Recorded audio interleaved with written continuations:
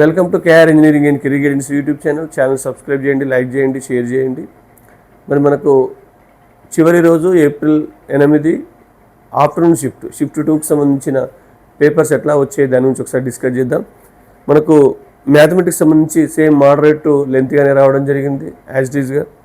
ఫిజిక్స్కి సంబంధించి కొంత మార్నింగ్ షిఫ్ట్తో పోలిస్తే ఈవినింగ్ షిఫ్ట్ కొంత టఫ్గానే ఉన్నట్టు, మోడరేట్ టఫ్ అని యాస్పిరెంట్స్ తెలియజేశారు.